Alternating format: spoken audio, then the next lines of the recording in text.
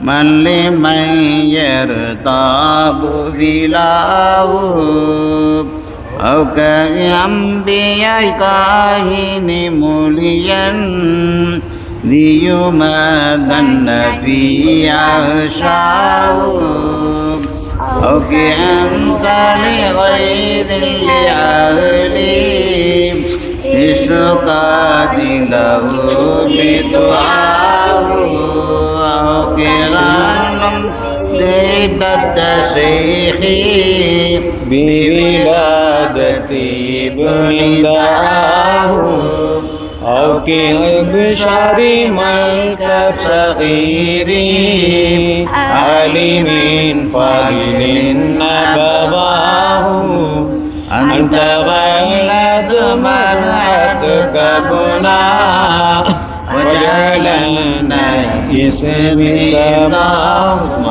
قالت امرأة مسكلية للولي المرجع معه إنني أنا فاقد تبني لسنين فأخبرها هيا فينك في حي يومي فكما فحصار ارتقاه ما لنا يحصاه عشيري عشري معشر عسر نباه والسلام قياس صلاتي للذي نور مولى رآه والأهل وصحب جواه والكفاة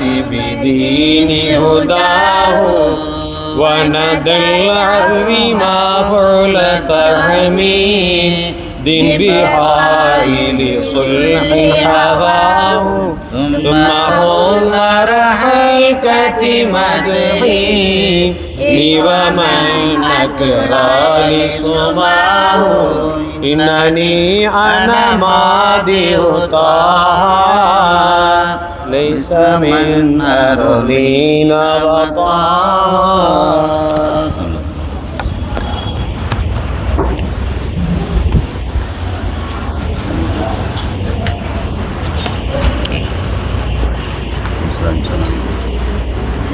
முன்னாடி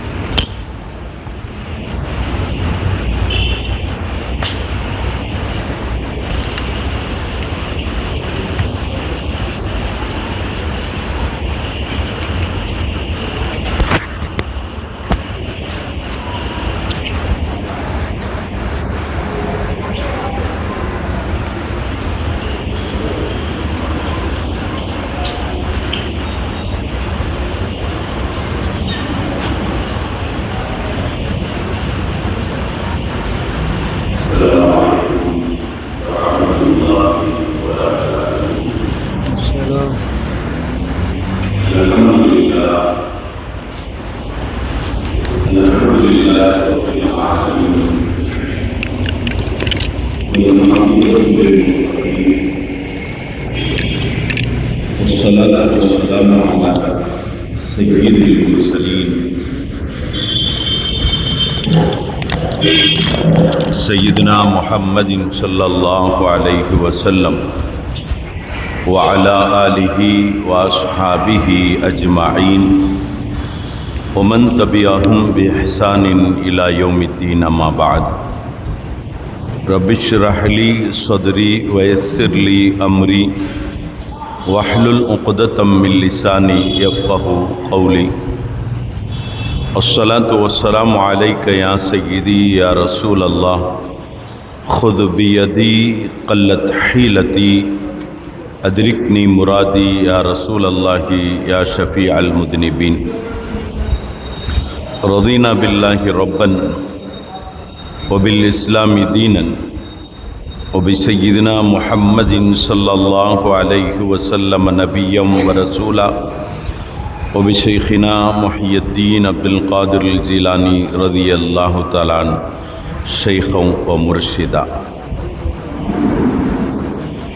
அளவற்ற அருளாளனும் நிகரற்ற அன்புடையோனுமாகிய அல்லாஹுவின் திருநாமத்தால் ஆரம்பம் செய்கின்றேன். சாந்தியும் சமாதானமும் எம்பெருமானார் அஹ்மதே முஜ்தபா முஹம்மதே முஸ்தபா ஸல்லல்லாஹு அலைஹி வஸல்லம் அவர்கள் மீதும் அவர்களின் உற்றார் உறவினர்கள் சஹாபாக்கள் தாபீன்கள் தபூ தாபீன்கள் அவுலியாக்கள் நாதாக்கள் ஷுஹதாக்கள் அனைவர்கள் மீதும் என்றென்றும் நின்று நிலவட்டுமாக. கண்ணியத்திற்கும் பெருமதிப்பிற்கும் உரித்தான பெரியோர்களே, அன்பிற்குரிய சகோதரர்களே, தாங்கள் இருக்கும் இடத்திலிருந்தும் இந்நிகழ்வில் பங்கெடுத்து கொண்டிருக்கும் அருமையானவர்களே, அல்லாஹ் சுப்ஹானஹு வ தஆலா புனிதர்களின் நினைவாக புனிதமிகும் சபையில் நம்மை ஒன்று கூட செய்திருப்பதை போல் நாளை சுவனப்பூஞ்சோலையில் நமது உயிருக்கு உயிரான உயிரிலும் மேலான உத்தம திருத்தூதர் ஹாத்தமுன் நபியின் கண்மணி நாயகம் முஹம்மதுர் ரசூலுல்லாஹி ஸல்லல்லாஹு அலைஹி வஸல்லம் அன்னவர்களோடு ஒன்று கூடக்கூடிய பெருநசீபினையும் பாக்கியத்தையும் தந்தருள் புரிவானாக. வாழும் காலமெல்லாம் நோய் நொடியின்றி ஆரோக்கியத்தோடும் வல்ல ரஹ்மானின் எல்லா வகையான வளங்களையும் பெற்று வாழக்கூடிய நல்ல நசீபுள்ள மக்களாக அல்லாஹ் நம்மையும் நம் சந்ததிகளையும் ஆக்கி அருள்வானாக. மரணிப்பதற்கு முன்னால் காபத்துல்லா சென்று பலமுறை ஹஜ் செய்யும் பாக்கியத்தையும் மன்னர் மஹ்மூது முஸ்தபா ஸல்லல்லாஹு அலைஹி வஸல்லம் அன்னவர்களை கனவிலும் நிலவிலும் புனிதமா மதீனா நகரம் சென்றும் ஜியாரத்து செய்யக்கூடிய பேரின்ப பாக்கியத்தை அல்லாஹ் நமக்கும் நம் சந்ததிகளுக்கும் வாழ்வில் நிறைவாக நிறைவாக நிறைவாக தந்தருள் புரிவானாக.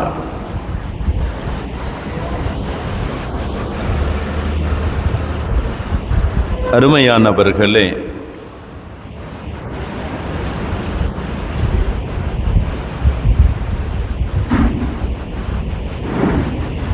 இன்றைய நாகரீக உலகில்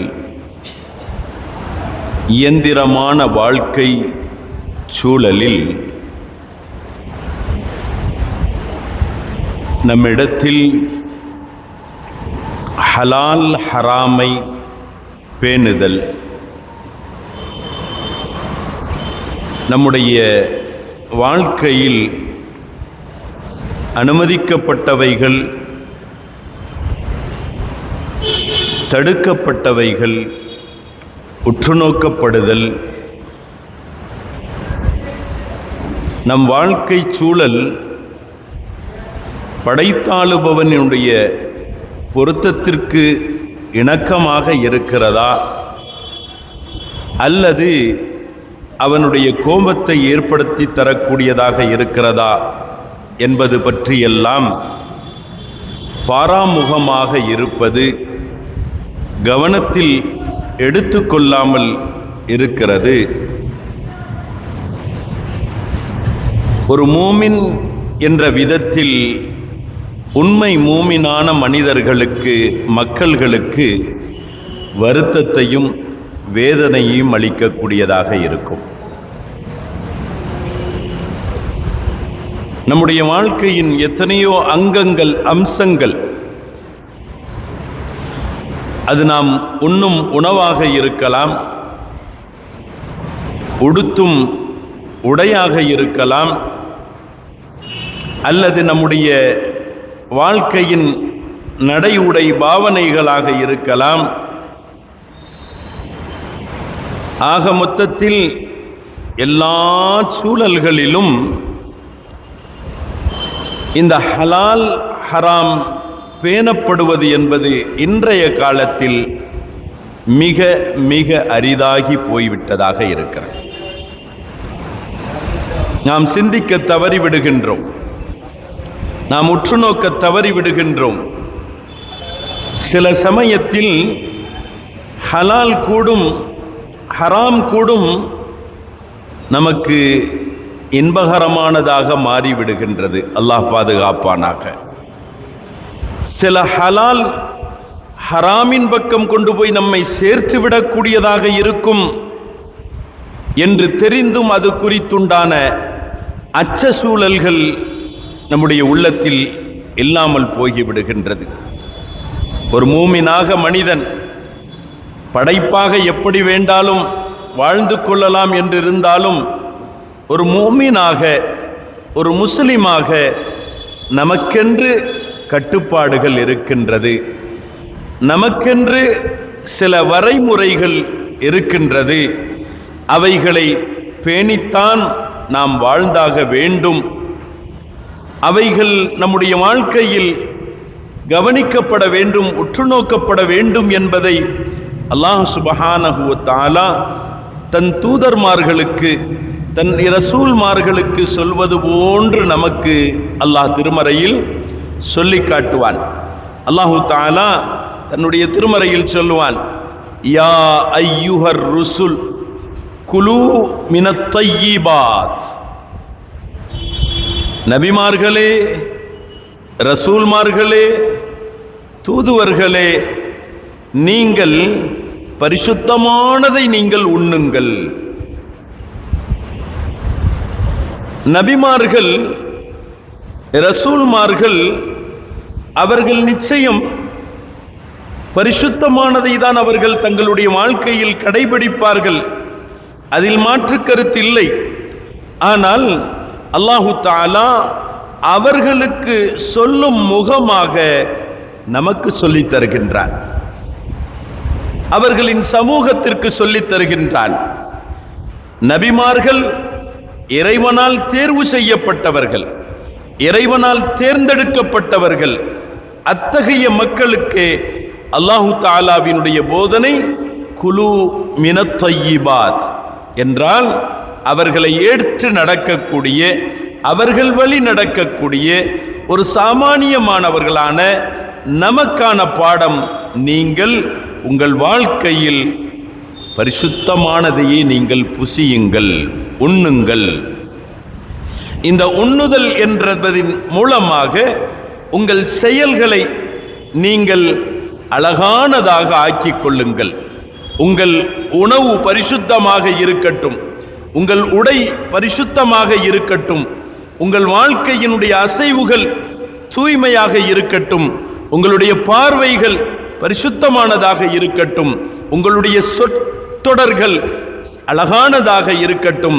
அல்லாஹ் சொல்வான், வஅமலு சாலிஹா, நீங்கள் சாலிஹான அமல் செய்யுங்கள்.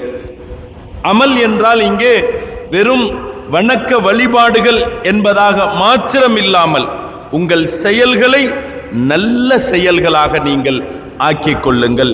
இன்னி பிமா தஅமலூன அலீம், நீங்கள் இந்த உலகத்தில் எதை செய்வீர்களோ, உங்கள் வாழ்க்கை எப்படி இருக்குமோ, நீங்கள் எப்படி வாழ்வீர்களோ, இதையெல்லாம் நான் நன்கு அறிபவனாக இருக்கிறேன். உங்கள் வாழ்க்கையை நான் உற்று நோக்குகிறேன், உங்கள் வாழ்க்கையை பார்க்கின்றேன். என் விருப்பத்திற்கு இணங்க நீங்கள் உங்கள் வாழ்வை தூய்மையாக நீங்கள் வாழுகிறீர்களா? உங்கள் வாழ்க்கை செயல்களை பரிசுத்தமானதாக நீங்கள் ஆக்கிக் கொள்கிறீர்களா? அல்லது உங்களுடைய மனோ இச்சைக்கு நீங்கள் கட்டுப்பட்டவர்களாக, மனோ இச்சைகளுக்கு நீங்கள் அடிமையானவர்களாக, மனோ இச்சைகளுக்கு நீங்கள் வழிநடந்தவர்களாக, ஹலாலை தவிர்த்து ஹராமானதின் பக்கமும் நீங்கள் சென்று விடுகிறீர்களா இல்லையா என்பதை நான் நன்கு உற்று நோக்கி பார்ப்பவனாக இருக்கிறேன். உணவில் மாத்திரமல்ல, உடையில் மாத்திரமல்ல, அசைவில் மாத்திரமல்ல, எல்லாவற்றிலும் பரிசுத்தத்தை பேண வேண்டும் என்பது அல்லாஹ்வினுடைய ஆணை. சொற்றொடர்களும் கூட அது தூய்மையானதாக இருக்க வேண்டும், நல்ல வார்த்தைகளாக இருக்க வேண்டும், நற்செய்திகளாக பேசப்பட வேண்டும், உண்மை இருக்க வேண்டும், உண்மைக்கு புறம்பானதை பேசக்கூடாது. அல்லாஹ்வை கோபப்படுத்தக்கூடிய பொறாமை வார்த்தைகள், கபட வார்த்தைகள், கள்ள வார்த்தைகள் உங்களில் நீங்கள் ஈடுபட்டு விடக்கூடாது, வெளிப்படுத்தி விடக்கூடாது. அல்லாஹ் குர்ஆனில் சிலர்களுக்கு உபதேசிக்கும் விதமாக ஒட்டுமொத்த சமூகத்திற்கும் சொல்லுவான். வாழ்க்கையில் பல கட்டத்தில் சில வார்த்தைகளை, சில செய்திகளை அதனுடைய பாரதூரத்தை உணராமலே பேசிவிடுகிறீர்கள். இது உண்மைதானா? நாம் பேசும் செய்தி உண்மைதானா? நாம் பேசும் செய்தி அல்லாஹ் ரசூலினுடைய பொருத்தத்திற்குரியதாக தான் இருக்கிறதா என்பது குறித்தெல்லாம் ஆய்வு செய்யாமல் வதகூலூன பிஅஃப்வாஹிக்கும், உங்களுடைய வாயில வந்ததெல்லாம் நீங்க பாட்டுக்கு பேசிடுறீங்க. மா லைஸ லக்கும் பிஹி இல்முன், அது குறித்து உங்களுக்கு இல்ம் இல்லை, அது குறித்து உங்களுக்கு தெளிவு இல்லை. மனதில் தோன்றியதை, காதில் கேட்டதை நீங்கள் அப்படியே பேசி விடுகிறீர்கள். வதஹ்சபூனஹு ஹய்யினா, அது ஒரு பொருட்டாவே நீங்க நினைக்கிறதே கிடையாது. இப்படி பேசுறோமே, உண்மைக்கு புறம்பாக பேசுகிறோமே, ஹக்குக்கு மாற்றமாக பேசுகிறோமே, அல்லது ஒருவர் குறித்து அவதூறாக அல்லவா நாம் பேசுகின்றோம், ஒருவர் மீது விஷயத்தில் நாம் பொறாமையில் அல்லவா இது போன்ற வார்த்தைகளை வெளிப்படுத்துகிறோம் என்பதையெல்லாம் ஒரு பொருட்படுத்தாது, அதை ஒரு பெரிதாக எடுத்துக்கொள்ளாமல், அதை ஒரு பாரதூரமாக எடுத்துக்கொள்ளாமல் சாதாரணமாக பேசி கடந்து விடுவீர்கள். ஆனால் வஹுவ இன்தல்லாஹி அலீம், அது அல்லாஹ்விடத்திலே மிக கடுமையானது, அது அல்லாஹ்விடத்தில் மிக கடுமையானது.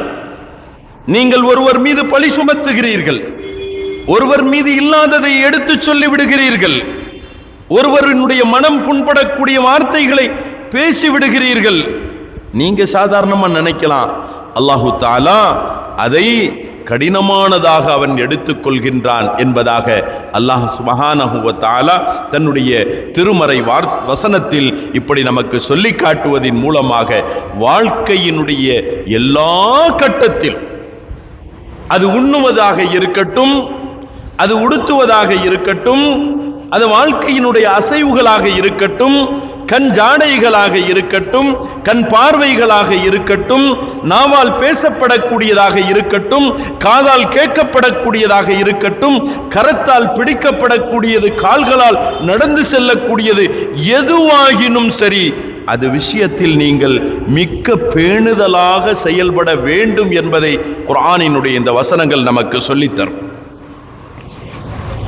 இந்த கண்ணும் கருத்துமாக இருந்து நாம் வாழுவதுதான் ஒரு பேணிக்கை, வரா என்ற அடிப்படையில் வார்த்தை நமக்கு அரபியிலே சொல்லித்தரப்படக்கூடியதாக இருக்கும். வரவோடு உண்டான வாழ்க்கை, பேணுதலோடு உண்டான வாழ்க்கை, பேணிக்கையான வாழ்க்கை, வரா என்ற அரபி பொருள் இருக்கிறதே. இந்த வார்த்தைக்கு பொருள் என்று நாம் பார்த்தோம் என்றால் சொல்லித் தருவார்கள், அல் கஃப் வல் இன்கிபால். கஃப் என்றால் தவிர்ந்து கொள்ளுதல், விட்டு விடுதல், தவிர்ந்து கொள்ளுதல், விலகி கொள்ளுதல், தன்னை அதில் ஈடுபடாமல் தன்னை தற்காத்து கொள்ளுதல். ஷரியத்தினுடைய பார்வையில் வரா என்று நாம் சொல்வோம் என்றால் சொல்லித் தருவார்கள், தர்குமா யுரீபுக. எதுவெல்லாம் நமக்கு ஒரு சஞ்சலத்தை ஏற்படுத்துமோ அதை விட்டு விடுதல், மன உளைச்சலை ஏற்படுத்துமோ அதை விட்டு விடுதல். எதை உண்ணுவது, எதை உடுத்துவது, எதை களைவது, எதை பேசுவது, எதை சொல்வது, எதை கேட்பது நமக்கு உள்ளத்தில் ஒரு சஞ்சலத்தை ஏற்படுத்துமோ, சந்தேகத்தை உண்டாக்கி தரக்கூடியதாக இருக்குமோ அவைகளை விட்டு விடுதல்.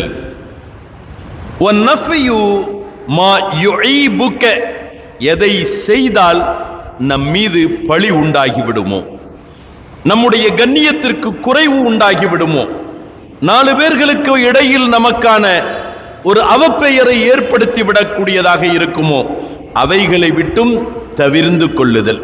இந்த 2 பரிபூர்ணமா நம்ம பற்றி பிடித்துட்டாலே வாழ்க்கை ஒரு தூய்மை, வாழ்க்கை ஒரு தூயது. முதலாவது தர்குமா யுரீபுக, எது நமக்கு சஞ்சலம் உண்டாக்குமோ, இது கூடுமா கூடாதா, இது கூடுமா கூடாதா. நாம் என்ன நினைப்போம், ஏதாவது ஒரு வழியில் இது கூடுன்னு வந்துடாதா அப்படின்ட்டு தேடுறது. ஒரு 10 பேர்கிட்ட இதுக்கான கேள்வி இருக்கும், 10 உலமாக்கள் இடத்தில் இதுக்கான கேள்வி இருக்கும், ஒரு ஆலிமிடத்தில் கேட்டிருப்பார், அவர் இது குறித்து உண்டான ஒரு தெளிவை சொல்லி இருந்தால் போதாது, இன்னொருத்தட்ட கேள். நோக்கம் என்ன, யாராவது ஒருவர் இதற்கு ஒரு ஹலால் சான்று தந்து விட மாட்டார்களா, இது அனுமதிக்கப்பட்டது என்ற சான்று தந்து விட மாட்டார்களா, மார்க்கத்தில் இது கூடும் என்ற ஒரு வார்த்தை சொல்லிவிட மாட்டார்களா. ஒருத்தர் ஒன்று சொல்லிட்டா போதும், அல்ஹம்துலில்லாஹ், முடிஞ்சது.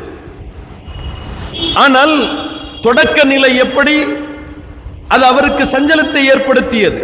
ஸல்லல்லாஹு அலைஹி வஸல்லம் அவர்கள் சொல்றாங்க, எப்படி இந்த வரஅக்கான விளக்கங்களில் பெருமானாரினுடைய வார்த்தையை அடிப்படையாக கொண்டது சொல்வார்கள், தா மா யுரீபுக, உனக்கு எது சஞ்சலத்தை ஏற்படுத்துமோ, சந்தேகத்தை ஏற்படுத்தக்கூடியதாக இருக்குமோ, எது விஷயத்தில் உனக்கு ஒரு தடுமாற்றம் ஏற்படுமோ, உள்ளத்தால், சிந்தனையால், எண்ணத்தால், நீ அதை விட்டுவிடு என்பார்கள் பெருமானார் ஸல்லல்லாஹு அலைஹி வஸல்லம்.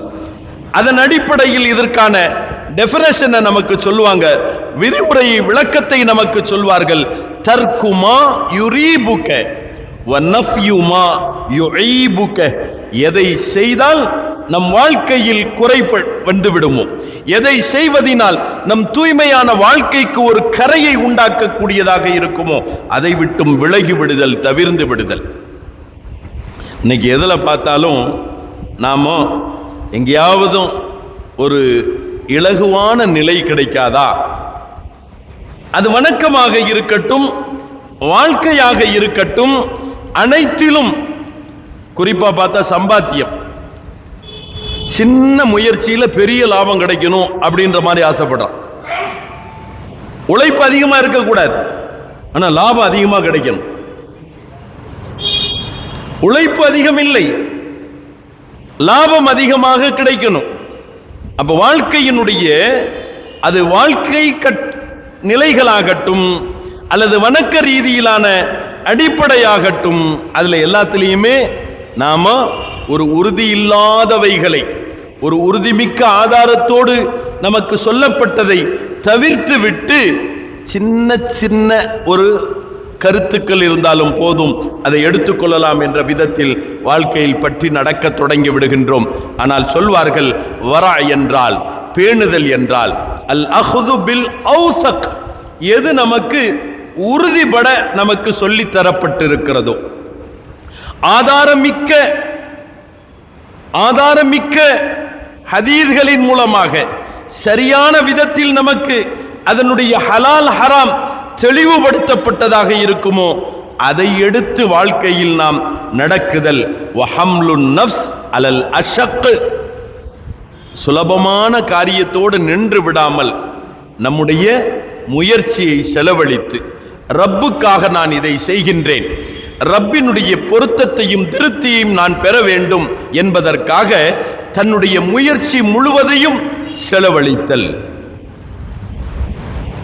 லேசா அப்படியே தொழுதுட்டு நவுண்டோம், அப்படியே ஒரு சடைவு ஏற்படாமல் ஒரு நோன்பை பிடிச்சிட்டு நவுண்டோம், கைப்பிடித்தம் வராத ஒரு தர்மத்தை கொடுத்துட்டு நவுண்டோம், சொகுசான விதத்தில் போய் ஹஜ்ஜி செஞ்சுட்டு வந்தோம் அப்படின்ற மாதிரி இல்லாம, எதில் உன்னுடைய முயற்சி, எதில் உன்னுடைய உழைப்பு அதிகம் செலவழியுமோ அதை வைத்து அதன் மூலமாக அதன் அடிப்படையில் உன்னுடைய அமலை நீ தேர்ந்தெடுத்துக்கொள். அல்லாஹ் உன்னிடத்தில் எதை விரும்புகின்றான்?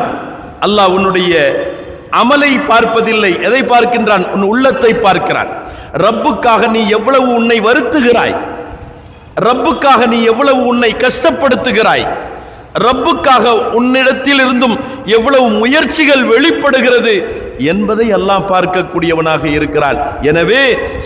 எனவே இந்த வரா என்பதற்கான விளக்கத்தை நமக்கு சொல்லித் தருவார்கள். என்ன அப்படின்னு சொன்னா, வஹம்லுன் நஃப்ஸ், நஃப்ஸை நாம் சாற்றுவது எதன் மீது?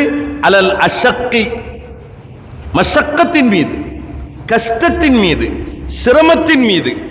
இப்போ நம்முடைய நஃப்ஸ் சொல்லுது, ஒரு குலு அல்லாஹ் அஹது ஓதி 4 ரக்காத்தை தொழுதுரு அப்படின்னு சொன்னா நஃப்ஸுக்கு இடம் கொடுக்க கூடாது. நாம் ஒரு சுன்னத்து தொழுகிறோம், நாம் ஒரு நஃபில் தொழுகிறோம், இந்த நஃப்ஸை நாம் அடக்க வேண்டும், கட்டுப்படுத்த வேண்டும். நம்முடைய அமல் எப்படி இருக்கணும்? அதில் நம்முடைய முயற்சி அதிகம் செலவழிக்கப்பட்ட விதத்தில் இருக்கணும். அப்படின்னு வரும் பொழுது வெறும் குலு அல்லாஹ் அஹதோடு போயிடக்கூடாது. நம்முடைய நஃப்ஸை கொஞ்சம் அதில் நாம் ஈடுபடுத்தணும். கொஞ்சம் பெரிய சூறா ஓதணும், கொஞ்சம் நோன்பு இருக்கிறது, நல்ல வயிறு முட்டை சாப்பிட்டு நம்முடைய அமல் செய்ய முடியாத விதத்தில் நம்மை நாம் மஸ்தாக்கி விடுவதை விட, நோன்பு அப்படின்டா பசி உணருதல், நோன்பு அப்படின்டா தாகம் உணருதல். ரப்புக்காக பசித்திருக்கிறேன், ரப்புக்காக தாகித்திருக்கின்றேன், ரப்புக்காக நான் என்னுடைய மனோ இச்சைகளை நான் தவிர்க்கிறேன், விளக்குகிறேன் என்பதை செயல் ரீதியாக காட்டும் விதமாக நம்முடைய நோன்பில் நாம் பசி உணரும் விதத்தில் நம்முடைய சஹர் இருக்க வேண்டும். தாகம் உணரப்படும் விதத்தில் நம்முடைய சஹர் இருந்திருக்க வேண்டும். நம்முடைய நோன்பில் நம்முடைய அமல்கள், நஃப்ஸை நாம் கட்டுப்படுத்துதல், நஃப்ஸின் மூலமாக வேலை வாங்குதல், அமலை வெளிப்படுத்துதல் என்ற விதத்தில் கொஞ்சம் கூடுதலான அமல்களை அதை செய்து அந்த நஃப்ஸை நாம் அதனுடைய முயற்சியின் மூலம் அதனுடைய வேலைகளை நாம் வெளிப்படுத்தும் பொழுது அல்லாஹுக்கென்று நம்முடைய அர்ப்பணிப்புகள் என்பது வெளிப்படக்கூடியதாக இருக்கும். அடுத்து சொல்வார்கள், வரா என்று சொல்வது என்பதாகிறது வன் நظر في المطعم والملبس நாம் உண்ணும் உணவில், நாம் உடுத்தும் உடையில் கவனமாக இருத்தல். நம்முடைய உணவில் எல்லாம் ஹலால் தானா, முறையான ஹலால் தானா? நாம் உடுத்தும் உடையில் எல்லாம் ஹலால் இருக்கிறதா?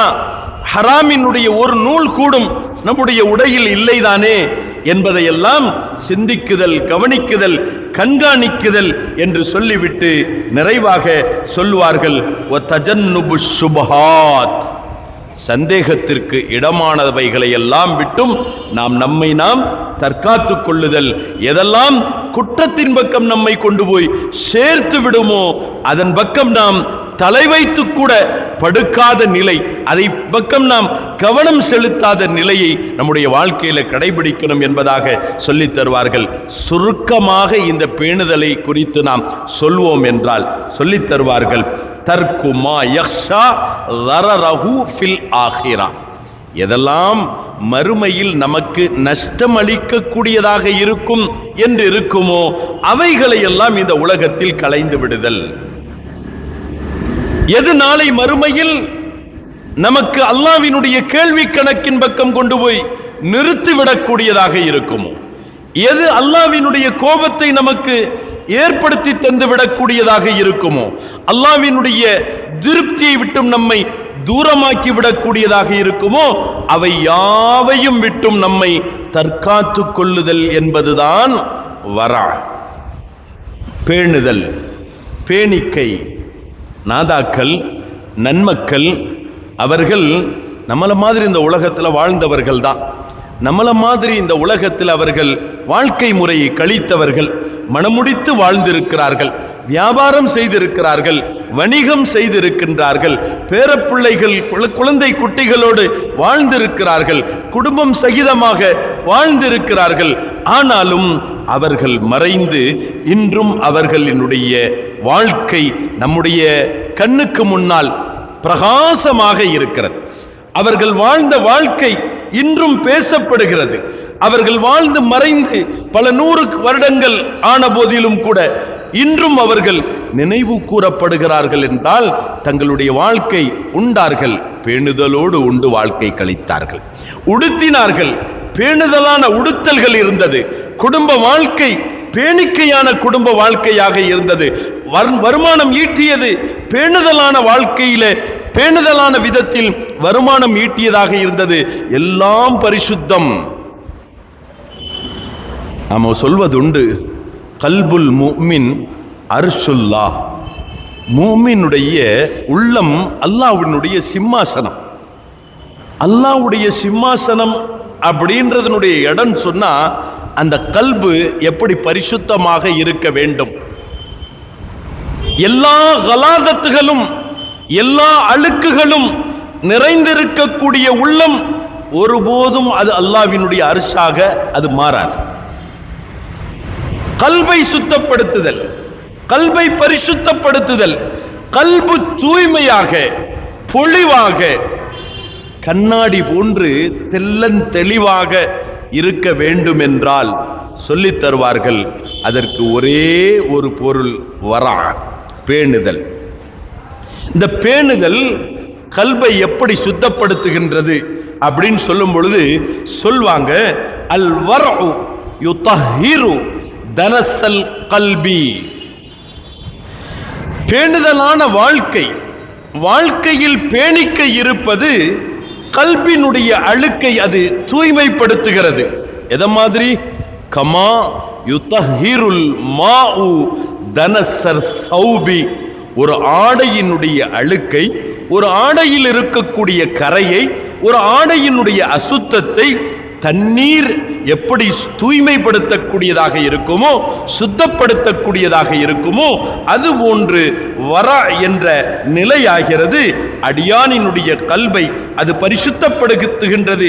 எத்தகைய விதத்தில் பரிசுத்தப்படுத்துகின்றது? அழுக்குகளை விட்டும், மனோ இச்சைகளை விட்டும், மனதினுடைய பேராசைகளை விட்டும், குறைகள் குற்றங்கள் யாவைகளை விட்டும் சுத்தப்படுத்தி கடைசியாக அது ஒரு தூய்மையான கண்ணாடி போன்று ஆகிவிடுகின்றது.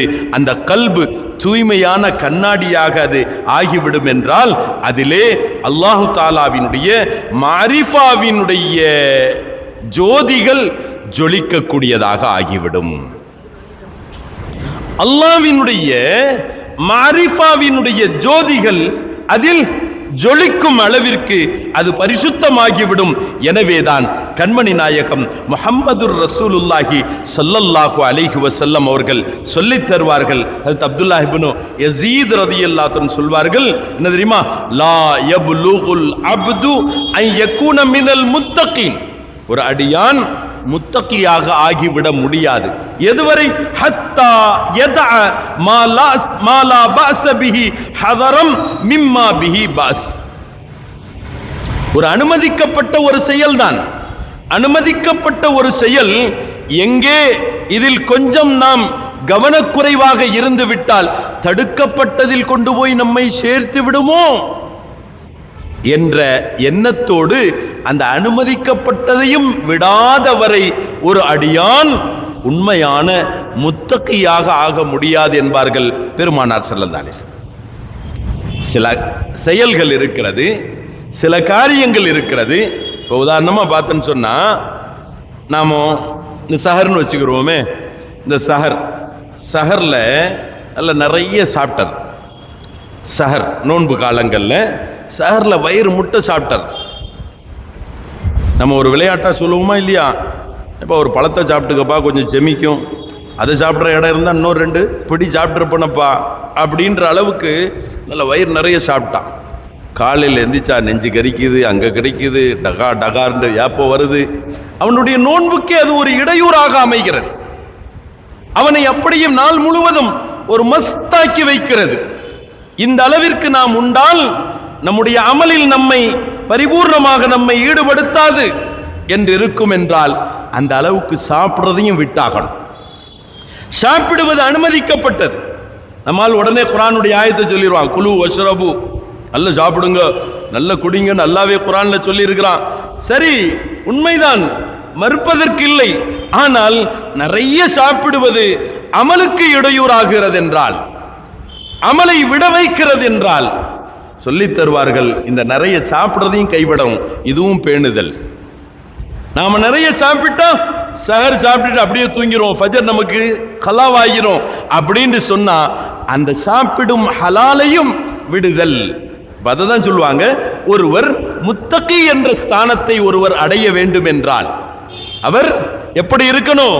ஒரு அனுமதிக்கப்பட்ட ஒரு செயல், அது எங்கே நம்மை பாவத்தில் கொண்டு போய் தள்ளிவிடுமோ என்ற அச்சம் இருக்கும் என்றால் அந்த அனுமதிக்கப்பட்ட அந்த காரியத்தையும் விடாதவரை அவன் முத்தகியாக முடியாது என்பார்கள் பெருமானார் முஹம்மதுர் ரசூலுல்லாஹி ஸல்லல்லாஹு அலைஹி வஸல்லம்.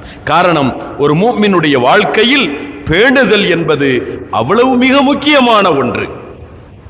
ஒரு முஃமினுடைய வாழ்க்கையில் பேணிக்கை என்பது அவ்வளவு கவனிக்கப்பட வேண்டிய ஒரு அம்சம் என்பதை நாம் ஷரியத்தினுடைய அடிப்படையில் நாம் காணுகின்றோம். பெருமானார் முஹம்மதுர் ரசூலுல்லாஹி ஸல்லல்லாஹு அலைஹி வஸல்லம் அவர்கள் நமக்கு தன்னுடைய இந்த செய்தியை தன்னுடைய இப்படி ஒரு வார்த்தையில் சொல்வார்கள், ஹைரு தீனிக்கும் அல் வரா.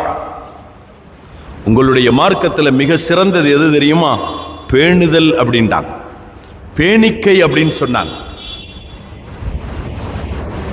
லாபம் கிடைச்சா போதும், வித்தா போதும், நான் வாங்கி இருக்கிற இந்த பொருளை நான் எப்படி வேண்டாலும் விற்பேன். விற்கிறது வியாபாரம் ஹலால், வியாபாரம் ஹலால். செய்யக்கூடிய வியாபாரம் அது மார்க்கத்தின் அடிப்படையில் இருக்கிறதா? நீ உண்மையாக மார்க்கத்திற்கு உட்பட்டு தான் அதை விற்கிறாயா? அதை விற்பதற்கு முன்னால் நீ அதை வாங்கியது மார்க்கத்துக்கு உட்பட்டு தான் நீ வாங்கினாயா? உண்ணுகின்றோம், உண்ணுவது ஹலால், அதை மார்க்கத்துக்கு உட்பட்டு நீ உண்ணுகிறாயா? உடுத்துவது ஹலால், அதை மார்க்கத்துக்கு உட்பட்டு நீ அதை உடுத்துகிறாயா? இதெல்லாம் சிந்திக்கப்பட வேண்டிய கட்டாயம். பேசலாம், நண்பரிடத்தில் பேசலாம், உற்றார் உறவினரிடத்தில் பேசலாம், மனதில் தோன்றியதெல்லாம் பேசிவிட இயலாது. ஒரு நண்பரிடத்தில் பேசினால் மார்க்கம் அனுமதித்ததையே நீ பேச நீ அனுமதிக்கப்பட்டிருக்கிறாய். மார்க்கம் அனுமதித்ததையே பேசுவதை அல்லாஹ் ரசூல் உன்னிடத்திலிருந்தும் விரும்புகிறார்கள். புறம் பேசுவது, பொய் பேசிக்கொள்வது, கபட விதத்தில் பேசிக்கொள்வது, கபடத்தன்மையான வார்த்தைகளை வெளிப்படுத்திக் கொள்வது மார்க்கம் அனுமதிக்கவில்லை என்பதை நாம் கவனத்தில் வைத்து செயல்பட வேண்டும். கண்மணி நாயகம் முஹம்மதுர் ரசூலுல்லாஹி ஸல்லல்லாஹு அலைஹி வஸல்லம் அருமையானவர்களே, இன்றைய காலம் அப்படிப்பட்ட ஒரு காலம். நாகரீக உலகம், நவநாகரீக உலகம், வளர்ச்சி அடைந்த காலம். கற்காலம் எல்லாம் சென்று இது கம்ப்யூட்டர் காலம் அப்படின்றதையும் கடந்து எங்கேயோ போயிட்டு இருக்குது. இந்த காலத்தில் மிக வேகமான வாழ்க்கை பயணம். இந்த வேகமான வாழ்க்கை பயணம் வெறும் சராசரி வேகம் அல்ல, அசுர வேகத்தில் செல்லக்கூடிய இந்த வாழ்க்கை பயணத்தில் நாம வீட்டில் சாப்பிட்றதை விட வெளியில் சாப்பிட்றது அதிகமாக இருக்குது. வீட்டில் உணவு உண்வதை விட வெளியில் உண்ணுவது அதிகமாக இருக்கிறது. இந்த வெளியில் உண்ணப்படக்கூடிய உணவு காசு கொடுத்து வாங்கி சாப்பிட்றோம், அல்ஹம்துலில்லாஹ், அதில் மாற்று கருத்து இல்லை. நாம் காசு கொடுத்து வாங்கி சாப்பிடும் அளவிற்கு இது தகுதியானதாக இருக்கிறதா? எத்தனை இடத்துல நாம் சிந்திக்கிறோம், எத்தனை இடத்துல நாம் அதை யோசித்து பார்க்கின்றோம். எந்த அளவிற்கு நமக்கு சான்றை வைத்துக்கொண்டு இங்க போய் நம்ம சாப்பிடலாம், இங்க போய் நம்ம சாப்பிடலாம் அப்படின்ற நம்ம முடிவுக்கு நாம வாரோம் அப்படின்றத கொஞ்சம் சிந்திக்க வேண்டிய இடத்தில் இருக்கின்றோம். நபிகள் நாயகம் முஹம்மதுர் ரசூலுல்லாஹி ஸல்லல்லாஹு அலைஹி வஸல்லம் அவர்களுடைய பேணிக்கைக்குரிய வாழ்க்கை நமக்கெல்லாம் பாடம், நமக்கெல்லாம் ஒரு படிப்பினை. ஹதரத் சய்யிதுனா அபூ ஹுரைரா ரலியல்லாஹு அன்ஹு அவர்கள் அறிவிப்பார்கள், நபிகள் நாயகம் ஸல்லல்லாஹு அலைஹி வஸல்லம் அவர்கள் சொன்னார்கள், இன்னி லஅன்கலிபு இலா அஹ்லி ஃபஅஜிது தமரத்தன் சாகித்தத்தன் அலா ஃபிராஷி. அபூ ஹுரைரா, நான் சில சமயத்தில் என் வீட்டுக்கு போகிறேன். அப்படி வீட்டுக்கு போனால் என்னுடைய படுக்கையில் சில பேரித்தங் பழங்கள், பேரித்தங்கனிகள் விழுந்து கிடப்பதை நான் பார்க்கின்றேன். அதை நான் சில கட்டங்கள் அதை சாப்பிடலாம். நம்ம வீட்டில் உள்ள பழம், நம்ம வீட்டில் நம்ம பிரிப்பில் இருக்கிற பழம், அது சாப்பிடுவோமே அப்படின்னு எடுத்து என் வாய் வரைக்கும் நான் கொண்டு சென்று விடுகின்றேன். திடீர்னு எனக்கு நினைவுக்கு வருது, காலையில் இங்கே நான் வச்சுத்தானே ஜகாத்தின்ல வந்த பேரிச்சம்பழங்களை அளந்து அளந்து நம்ம கொடுத்தோம்.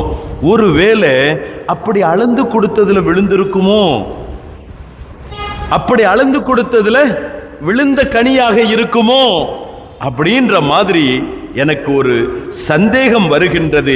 ஃபலா அதிரி அமின் தமரி சதகா அம்மின் தமரி அஹ்லி, அது சதகாவில் வந்த பேரிச்சங்கனிகளா அல்லது என் வீட்டினுடைய பேரிச்சங்கனிகளா என்ற சந்தேகம் வந்து விடுகின்றது.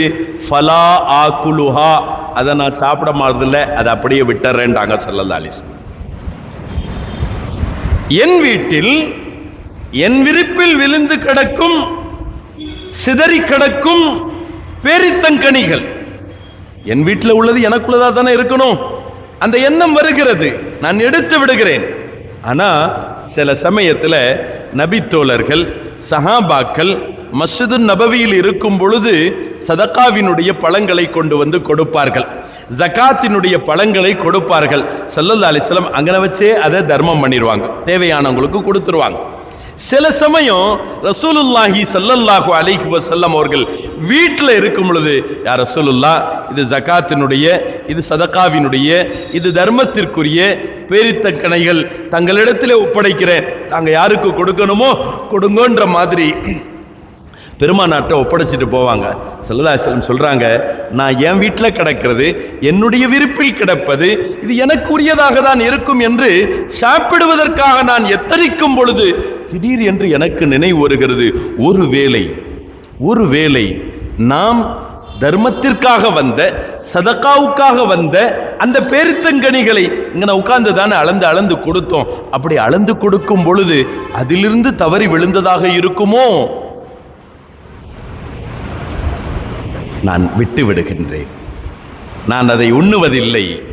ஸல்லல்லாஹு அலைஹி வஸல்லம் சொல்கிறார்கள்.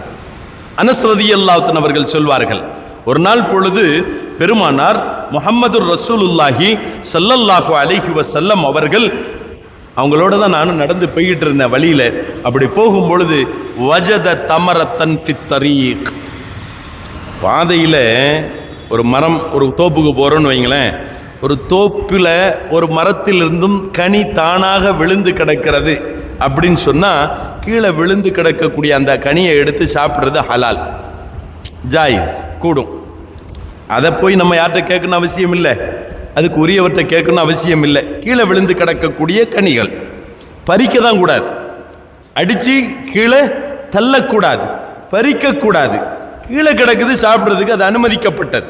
இப்போ ஸல்லல்லாஹு அலைஹி வஸல்லம் அனஸ் ரலியல்லாஹு அன்ஹு சொல்றாங்க, பெருமானாரோடு நான் நடந்து சென்று கொண்டிருந்தேன், வழியில் ஒரு பேரித்தம்பழம் கிடந்தது. பெருமானார் ஸல்லல்லாஹு அலைஹி வஸல்லம் அவர்கள் அதனை தன் கரத்தில் எடுத்தார்கள். எடுத்துவிட்டு திடீர்னு சொன்னாங்க, லௌலா அன்னி அகாஃபு அன் தகூன மினஸ் ஸதகா லா அகல்துஹா. அருமை தோழரே, அருமை பிள்ளையே, இந்த பழம் சதகாவுக்குரியதாக இருக்கும் என்ற சந்தேகம் எனக்கு இல்லாமல் இருக்கும் என்றால் நான் இதை சாப்பிட்டிருப்பேன்றாங்க ஸல்லல்லாஹு அலைஹி வஸல்லம். சதகாவுக்குரியதாக இருக்கலாம் என்ற சந்தேகம் வருவதினால் நான் சாப்பிடாமல் விடுகிறேன். யார்? பெருமானார் ஸல்லல்லாஹு அலைஹி வஸல்லம். ஒன்றை பார்த்தால் அதை குறித்துண்டான அக்கு வேறு ஆணி வேறாக அறிபவர்கள் பெருமானார் ஸல்லல்லாஹு அலைஹி வஸல்லம். ஒன்றை சொன்னால் அதை கேட்ட மாத்திரத்தில் அது குறித்துண்டான முழு விளக்கத்தையும் தர வல்லவர்கள் பெருமானார் முஹம்மது ரசூலுல்லாஹி ஸல்லல்லாஹு அலைஹி வஸல்லம். அவங்களுக்கு தெரியாதா அவங்க விருப்பில் கிடக்கக்கூடிய பேரிச்சங்கனி அது அவர்களுக்கு உரியதா அல்லது சதகாவுக்குரியதான்றது அவங்களுக்கு தெரியாதா? இது ஹலாலா இது ஹராமா பெருமானாருக்கு தெரியாதா? இது சதகாவுக்குரியது இல்லை, இது எனக்குரியது தான், இது எனக்குரியது இல்லை, இது சதகாவுக்குரியது தான் என்ற தெளிவு பெருமானாருக்கு இல்லையா? எந்த மூமினும் இந்த வார்த்தையை சொல்ல மாட்டான். காரணம், ஸல்லல்லாஹு அலைஹி வஸல்லம் அவர்கள் ஒன்றை பார்த்தாலே அதை அக்கு வேறாக ஆணி வேறாக சொல்லக்கூடியவர்கள். ஒரு நாள் அப்படிதான் மதீனால நபித்தோழர் அவர்கள் ஒருவர் அறிவிப்பார்கள், ஸல்லல்லாஹு அலைஹி வஸல்லம் அவர்களை ஒரு ஜனாசாவுக்காக கலந்து கொள்ளுமாறு அழைக்கப்பட்டது. ஸல்லல்லாஹு அலைஹி வஸல்லம் அந்த ஜனாசாவில் கலந்துக்கிட்டாங்க. கபரில் அடக்கும் பொழுது கூட ஸல்லல்லாஹு அலைஹி வஸல்லம் அங்கே பக்கத்தில் தான் நின்றாங்க. இந்த கபரை இப்படி தோண்டுங்க, இந்த கபரை அப்படி தோண்டுங்க, கால் மாட்டு பக்கம் கொஞ்சம் விசாலப்படுத்துங்க, தலைமாட்டு பக்கம் கொஞ்சம் விசாலப்படுத்துங்க, அங்கே இருக்கக்கூடிய மண் இன்னும் கொஞ்சம் அள்ளுங்க, அப்படின்லாம் ஸல்லல்லாஹு அலைஹி வஸல்லம் அவர்கள் அங்கே நின்று கொண்டு அதை டைரக்ஷன் பண்ணிக்கிட்டு இருந்தாங்க. அடக்கம் செய்து முடித்தாகிவிட்டது. சஹாபாக்களோடு பெருமானார் திரும்புகிறார்கள். ஒரு வீட்டு பெண்மணி தன்னுடைய கணவரை அனுப்பி என்ன செய்கிறாள்?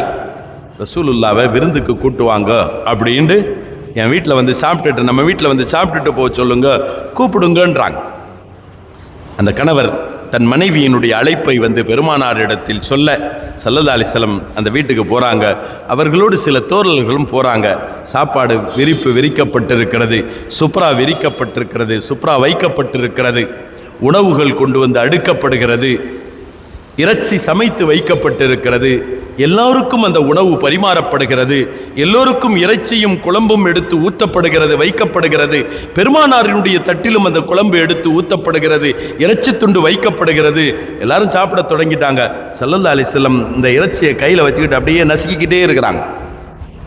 பெருமானார் இறைச்சி துண்டை கையில் எடுத்தவர்கள் அதை அப்படியே நசுக்கி கொண்டே இருக்கிறார்கள். எல்லாரும் ஒரு மாதிரியா ரசூலுல்லாவே பார்த்த உடனே சொன்னாங்க, லஹ்மு ஷாத்தின் உஹிதத் பி கைரி இத்னி அஹ்லிஹா. இந்த இறைச்சிக்குரிய எஜமானினுடைய அனுமதி இல்லாமல், எஜமானனினுடைய அனுமதி இல்லாமல் அறுக்கப்பட்ட இறைச்சி நாங்கள் ஸல்லல்லாஹு அலைஹி வஸல்லம்.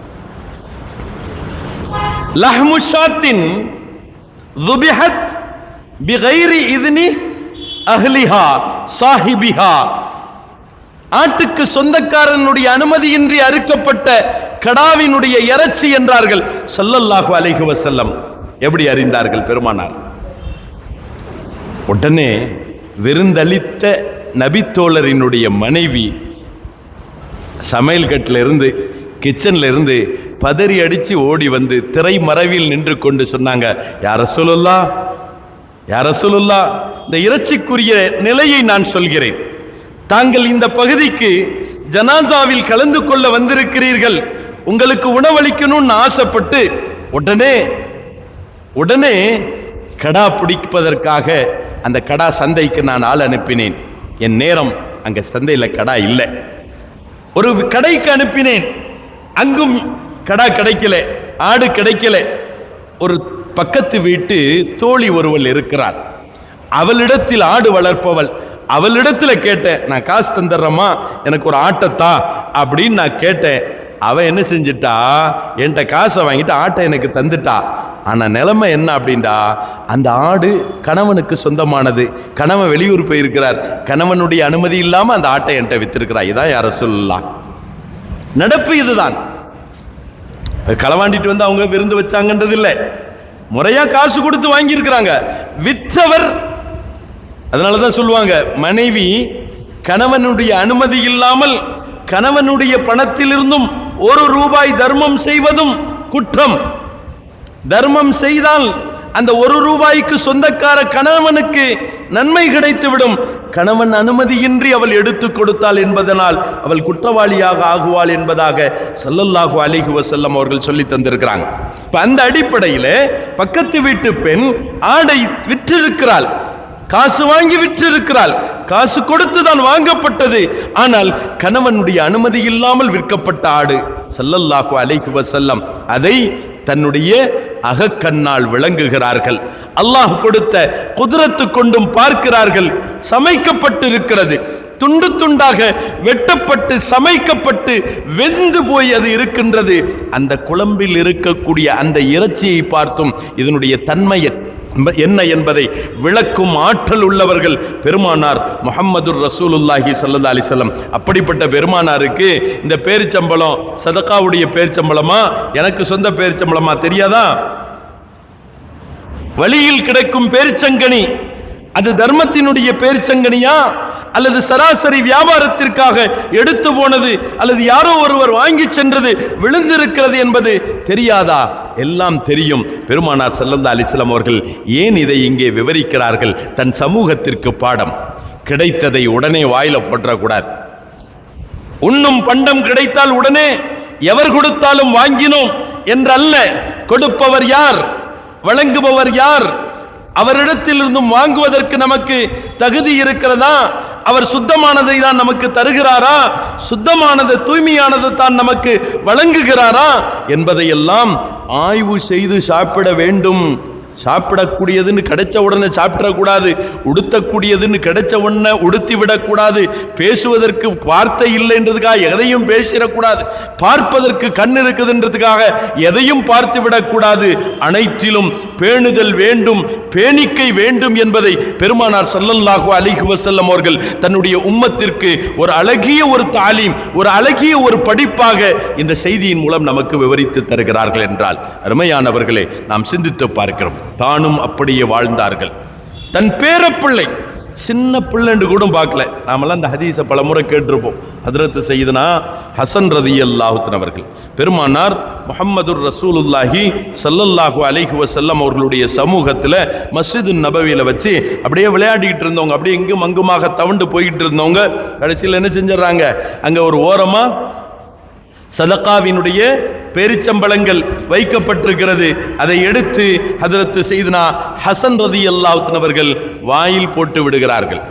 இன்னைக்கு நாம சிந்திக்கிறோம் நிறைய விஷயத்தை, அவன் சின்ன பையன்பா, விடுப்பா, அவன் செஞ்சுட்டு போறான்பா, அவன் இருந்துட்டு போறான்பா, அவன் பார்த்துட்டு போறான்பா, அவன் சாப்பிட்டுட்டு போறான்பா அப்படின்ற மாதிரி நாம ஒரு செல்லம் கொடுக்குதல், கண்டும் காணாததுமாக இருக்குதல்.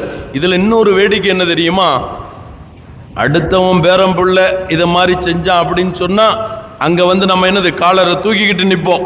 தான் பேர பிள்ளைகள் செஞ்சதுன்னு சொன்னண்டா, சின்ன பிள்ளை போட்டோம் அப்படின்ற மாதிரி நாம தட்டி கொடுத்து போகக்கூடிய ஒரு சூழல்கள் இருக்கும். பெருமானார் முஹம்மதுர் ரசூலுல்லாஹி ஸல்லல்லாஹு அலைஹி வஸல்லம் அவர்கள் தூய்மையாக வாழ வேண்டும், பேணிக்கையான வாழ்க்கை இருக்க வேண்டும், ஹலால் ஹராம் கண்காணிக்கப்பட வேண்டும், கவனிக்கப்பட வேண்டும். ஹலால் ஹராம் கவனிப்பதில் அனுமதிக்கப்பட்டது, தடுக்கப்பட்டது, ரப்பின் பொருத்தத்திற்குரியது, ரப்பினுடைய கோபத்திற்குரியது என்பதை கவனிக்காமல் உங்களுடைய வாழ்க்கையில் எதுவும் நடந்துவிடக் கூடாது. அது யாராகினும் சரி என்பதை எச்சரிக்கும் விதமாக எப்படி அவர்கள் செயல்படுத்துகிறார்கள், வாழ்ந்து காட்டுகிறார்கள். ஹதரத் சையதுனா ஹசன் ரலியல்லாஹு அன்ஹு அவர்கள் சின்ன பிள்ளை அந்த பேரிச்சங்கனிகளை எடுத்து வாயில போட்டுறாங்க. ஸல்லல்லாஹு அலைஹி வஸல்லம் அவர்கள் அவங்களை பிடித்து விரலை உள்ளே செலுத்தி அந்த பேரிச்சங்கனிகளை அப்படியே வெளியில் எடுக்கிறார்கள். கஹின் கஹின், கக்கு கக்கு அப்படின்ற மாதிரி கக்க வைத்து ஒட்டு துளி அளவுக்கும் கூட தொண்டைக்குழிக்குள் இறங்காத விதத்தில் தடுத்து விட்டு ஸல்லல்லாஹு அலைஹி வஸல்லம் கேட்டாங்க அந்த சின்ன பிள்ளைகிட்ட, அம்மா அலிம்த, என்னம்மா உங்களுக்கு தெரியாதா, இன்னாலா நாக்குலு சதகா, நாம சதகா சாப்பிடக்கூடாது, சதகா பொருள்களை நாம் சாப்பிடக்கூடாது, அது நமக்கு அனுமதிக்கப்பட்டது இல்லை அப்படின்றது உங்களுக்கு தெரியாதா? ஏன்? பெருமானார் சிறு பிள்ளை, விளையாட்டு பிள்ளை, இன்னும் சட்டத்திட்டத்திற்கு உட்படுத்தப்பட்ட பிள்ளை அல்ல. ஆனாலும் கூட பெருமானார் இவ்வளவு பேணுதலாக நடக்கிறார்கள் என்றால், இன்னைக்கு ஒரு சின்ன ஒரு கவனக்குறைவை நாம் காட்டிவிட்டோம் என்றால், இன்று ஒரு சின்ன ஒரு அசால்ட், ஒரு பொடுபோக்குத்தனத்தை நாம் காட்டிவிட்டோம் என்றால், பாராமுகமான நிலையை காட்டிவிட்டால், நாளை ஒரு சமூகம் வரும், பெருமானாருடைய பேர பிள்ளையை இப்படி செஞ்சாங்க, அதை ரசூல்லா பார்த்துட்டு ஒண்ணுமே செய்யல, அதனால இந்த பிள்ளைகள் இப்படி செய்யறது தப்பு இல்லை அப்படின்ற மாதிரி ஒரு கூட்டம் ஆதாரம் பிடிக்க தொடங்கிவிடும், ஒரு கூட்டம் ஆதாரம் தேடத் தொடங்கிவிடும், ஒரு கூட்டம் தனக்கான ஒரு பிடிமானத்தை அவர்கள் பற்றி பிடித்துக் கொள்வதற்கு அவர்கள் துடிப்பவர்களாக ஆகிவிடுவார்கள். யாராகினும் சரி, என் குடும்ப வாழ்க்கை, என் சொந்த வாழ்க்கை, என் குடும்பத்தினுடைய வாழ்க்கை ஒரு இம்மி அளவிற்கும் கூட அதில் குறை காண முடியாத அளவிற்கு தூய்மையான வாழ்க்கை என் குடும்பத்தார்களுடைய வாழ்க்கை என்பதை நிரூபித்து காட்டியவர்கள் பெருமானார் முஹம்மதுர் ரசூலுல்லாஹி ஸல்லல்லாஹு அலைஹி வஸல்லம். இதை பார்த்த சஹாபி, ரமையானவர்களே, அல்லாஹ்வினுடைய அச்சம் நம்முடைய உள்ளத்தில் உண்டாகுவதற்கு அல்லாஹ் தௌஃபீக் ஆக்கி தருவானாக. இறை அச்சத்தால் உள்ளம் நடுநடுங்கும் பொழுது ஹராம் ஹலாலை பேணக்கூடிய ஒரு சூழல்கள் நமக்கு இயற்கையாக உருவாகி விடக்கூடியதாக இருக்கும். இத்தகைய மேன்மக்களினுடைய வாழ்க்கை நமக்கு ஒரு பாடம், நமக்கு ஒரு படிப்பினை சொல்லித் தருவார்கள்.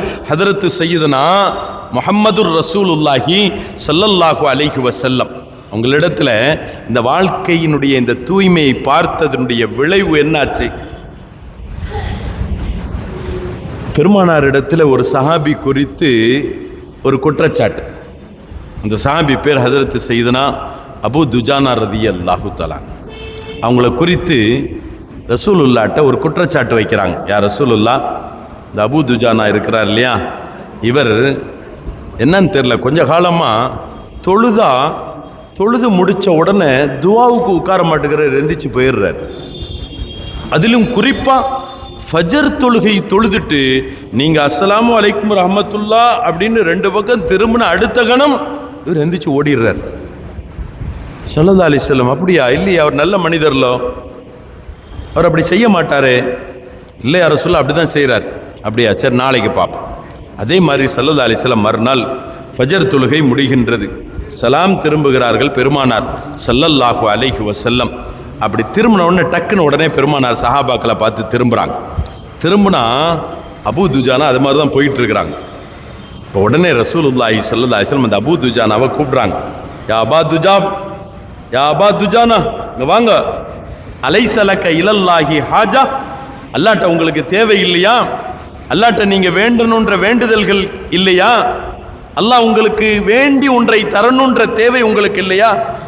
அவங்க சொன்னாங்க, யார் ரசூலுல்லாஹ், எனக்கு ஏகப்பட்ட தேவை இருக்குது, அல்லாட்ட கேட்க வேண்டிய வேண்டுதல்கள் ஏகப்பட்டது இருக்குது, அவனிடத்திலிருந்தும் பெற வேண்டிய உபகாரங்கள் ஏகப்பட்டது இருக்குது.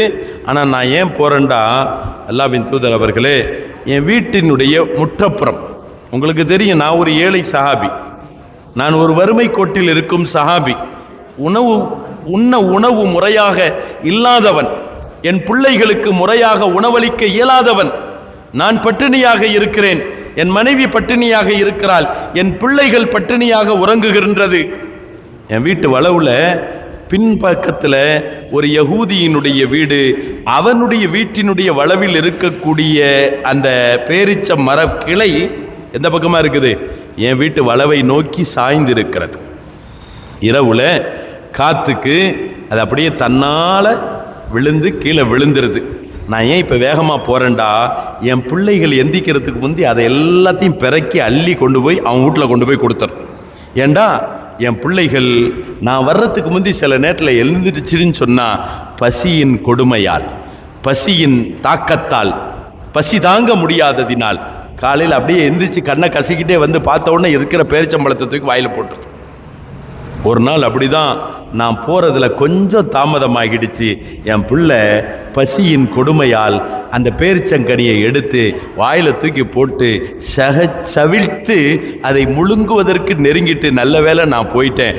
உடனே என் பிள்ளைய பெடரிய பிடிச்சி வாய்க்குள்ள விரலை விட்டு தொண்டைக்குழி வரைக்கும் போயிட்டு என் விரலை தொண்டைக்குழி வரையிலும் செலுத்தி அதை உள்ளே இருந்து வெளியில் எடுத்து போட்டு நான் சொன்னேன், இந்த பசியை பொறுத்துக்கமா, லா துஃப்திஹ் அபாக்க யௌமல் கியாமா பைன யதையில்லாஹி வ ரசூலிஹி. மா, நாளை அல்லாஹ்விடத்திலையும் அல்லாஹ்வுடைய ரசூலுக்கு முன்னாலேயும் மறுமையில் உன் பிள்ளைக்கு நீ ஹராம கொடுத்து நீ வளர்த்திட்டியே, உன் பிள்ளை ஹராம திங்கிறத நீ அனுமதிச்சிட்டியே, உன் பிள்ளை அனுமதி இல்லாத ஒரு கனியை உண்ணுவதற்கு நீ காரணமாயிட்டியேண்டு என்னை குடிச்சு கேள்வி கேட்க வச்சிடாதம்மா, நீ கொஞ்சம் பொறுத்துக்கோண்டு நான் சொல்ல தொடங்கினேன் அப்படின்ற மாதிரி தன்னுடைய கதையை கண்ணீரோடு சொல்ல இதை கேட்ட பெருமானாரினுடைய கண்கள் குளமாகிவிட்டது. எங்கே இன்று நம்மிடத்தில் அந்த தூய்மைகள், அந்த பரிசுத்தங்கள்? சிந்தித்து பார்க்கிறோம். சையதுனா உமர் இப்னுல் கத்தாப் ரலியல்லாஹு அன்ஹு அவங்களிடத்தில் பொதுவாக அவங்களுடைய காலத்தில் நிறைய வெற்றிகள்,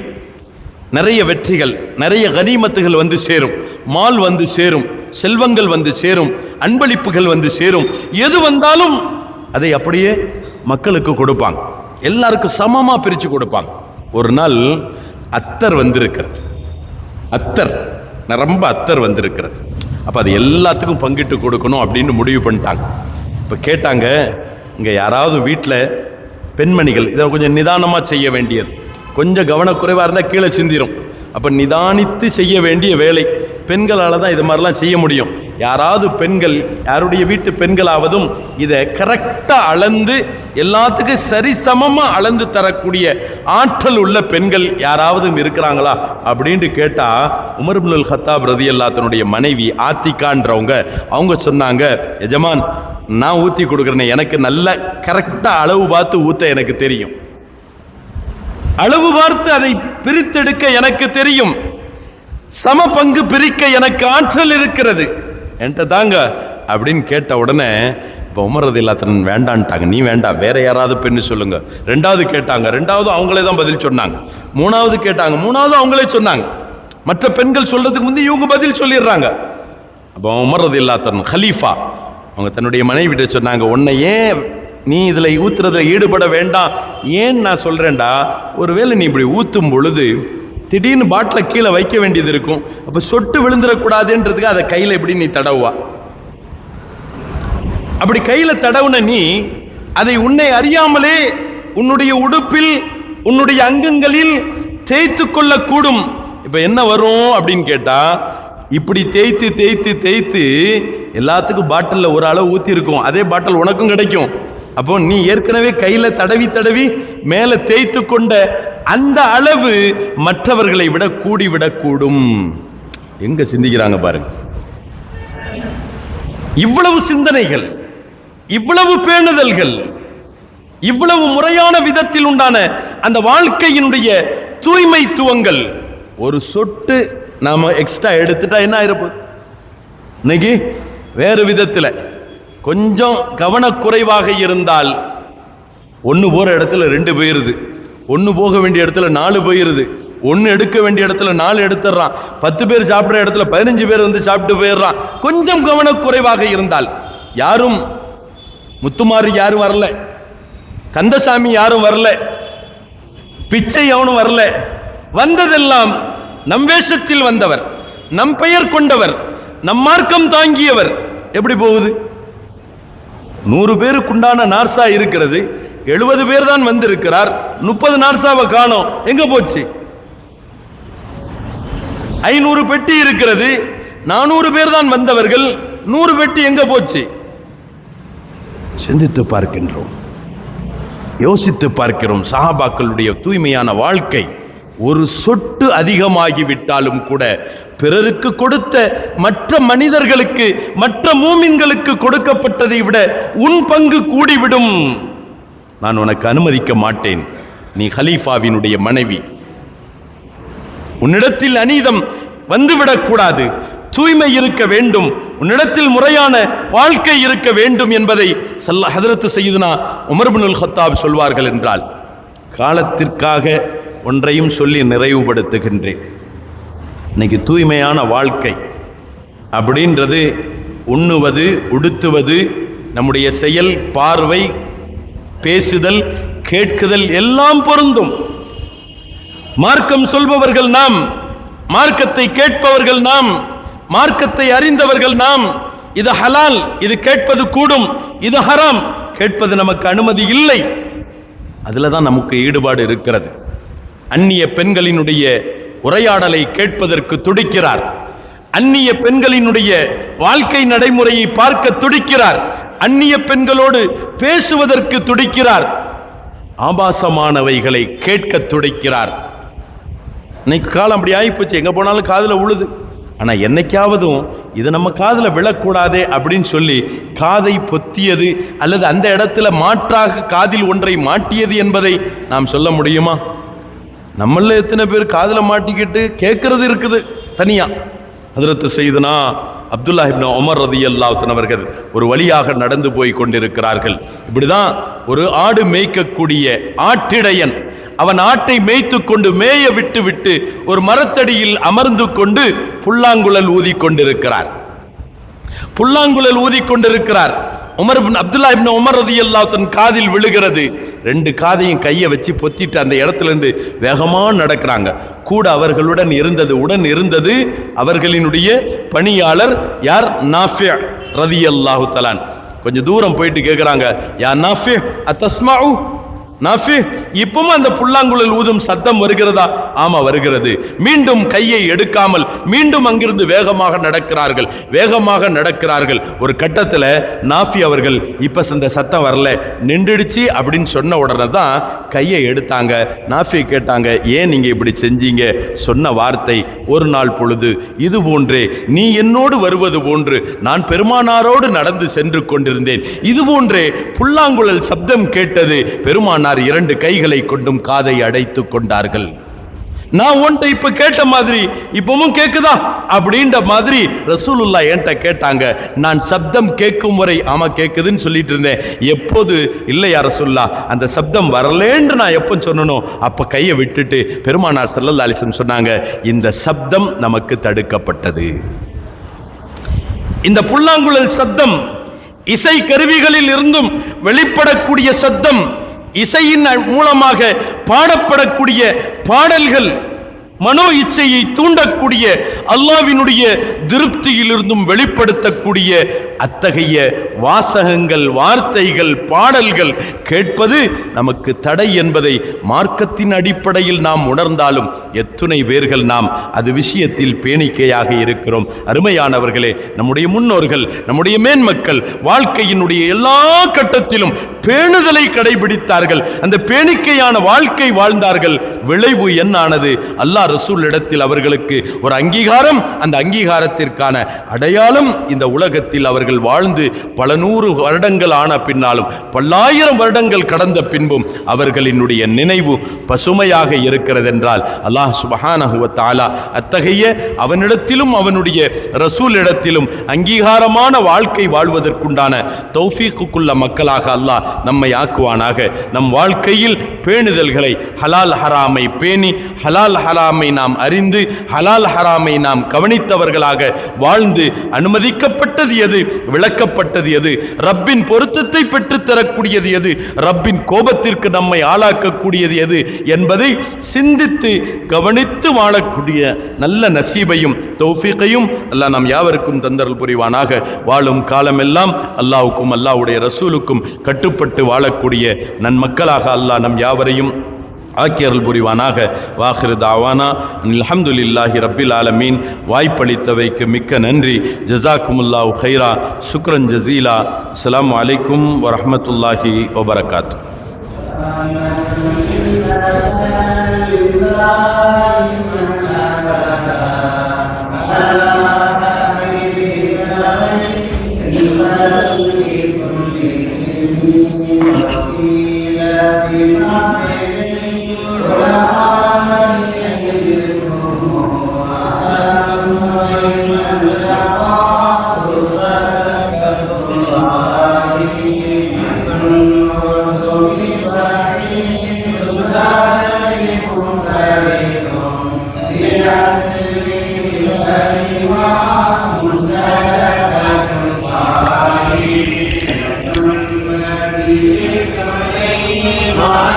الذي ببعضه إن رمك آتف صدقة الله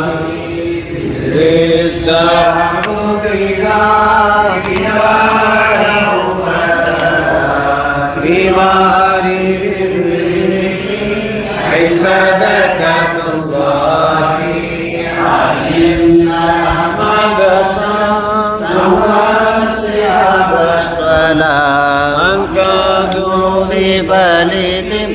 من صدقة الله لا تهمهم بالله وتلقت وهلهم وهلهم صدقة الله يا ربي صل على من سار روضته والآل والصحب سلم صدقة الله يا جدنا شيخنا يا من لنا صدقة جارية كانت بنعمة الله منا استجب ما مدى نهو عليك فكن فينا شافيا لأخرى صدقة الله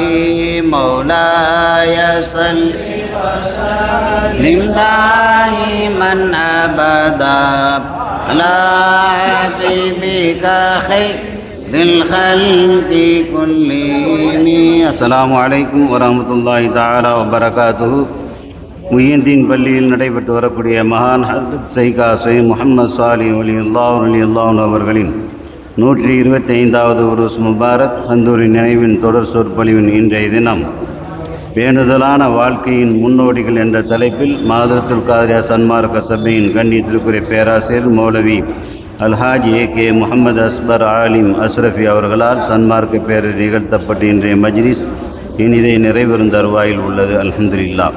இன்ஷா அல்லாஹ் நாளை தினம் தொழுகை ஜக்காத்தின் முக்கியத்துவம் என்ற தலைப்பில் பெரிய சம்சுதீன் பள்ளியினுடைய கத்தீப் கண்ணியத்திற்குரிய மௌலவி அல்ஹாஜ் ஏ.கே. அபு மன்சூர் ஆலிம் மஹதுரி அவர்களால் சன்மார்க்க பேருரை இடம்பெற உள்ளது. எனவே பெருமக்கள் மஜ்லிஸுக்கு முற்கூட்டி ஏகி நற்பயன் அடைய அன்புடன் அழைக்கின்றோம். அஸ்ஸலாமு அலைக்கும் வரஹ்மத்துல்லாஹி வபரகாத்து.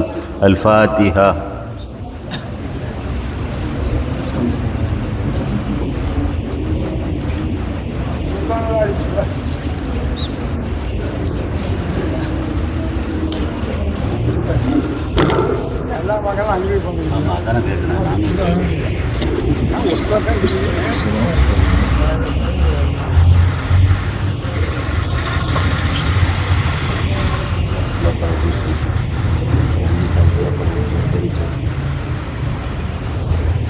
آمين. الحمد لله رب العالمين حمدا يوافي نعمه ويكافي مزيدا وفنا يا كريم يا رحيم يا الله. اللهم صل على رسولك سيدنا محمد وعلى آل سيدنا محمد طب القلوب ودوائها وعافية الأبدان وشفائها ونور الأبصار وضيائها وعلى آله وصحبه وسلم عدد ما في علم الله صلاة دائمة بدوام ملك الله. اللهم شرفنا بالتقوى وجملنا بالعافية وارزقنا الجنة يا رب العالمين. اللهم آت أنفسنا تقواها وزكها أنت خير من زكاها أنت وليها ومولاها. اللهم أوصل وبلغ مثل ثواب ما قرأناه وبركة ما صليناه منا إلى حضرة روح سيدنا ونبينا ومولانا محمد صلى الله عليه وسلم خاصة، ثم إلى أرواح جميع المسلمين عامة، ثم إلى أرواح سائر الأنبياء والأولياء والعلماء والفقهاء والشهداء والصديقين والصالحين، ثم إلى أرواح البدريين والأحديين والخندقيين وسائر الصحابة كلهم رضوان الله تعالى عليهم أجمعين، ثم إلى روحي الكتب الرباني والغوث السمداني والكندي النوراني مولانا محي الدين عبد القادر الجيلاني قدس الله سره العزيز، ثم إلى روحي الشيخ كتب الصمد الزمان الشيخ عبد القادر تيكا صاحب ولي الله رضي الله تعالى عنه، ثم إلى روحي الشيخ محمد صالح ولي الله رضي الله تعالى عنه، ثم إلى روحي الشيخ مادح الرسول الشيخ صدقة الله القاهري قدس الله سره العزيز، ثم إلى أرواح جميع أشياخنا كلهم رضوان الله تعالى عليهم أجمعين. اللهم يا رب زدهم عزا وشرفا وتعظيما وتكريما. اللهم أفض علينا من فيوضاتهم. اللهم افتح قلوبنا بفتوحاتهم. اللهم نبر قلوبنا بأنوارهم وأسرارهم برحمتك يا أرحم الراحمين. اللهم بلغ مرادنا وحسن مقاصدنا وتمم نياتنا وتقبل دعاءنا برحمتك يا أرحم الراحمين. ربنا تقبل منا إنك أنت السميع العليم وتب علينا إنك أنت التواب الرحيم. ربنا آتنا في الدنيا حسنة وفي الآخرة حسنة وقنا عذاب النار. رب ارحمهما كما ربياني صغيرا. وصل وسلم على حبيبك سيدنا محمد وآله وصحبه أجمعين. سبحان ربك رب العزة عما يصفون وسلام على المرسلين والحمد لله رب العالمين. سبحان ربك رب العزة عما يصفون وسلام على المرسلين والحمد لله رب العالمين. سبحان ربك رب العزة عما يصفون وسلام على المرسلين والحمد لله رب العالمين. الله على محمد صلى الله عليه وسلم. صلى الله على محمد صلى الله عليه وسلم. صلى الله على محمد يا ربي صل عليه.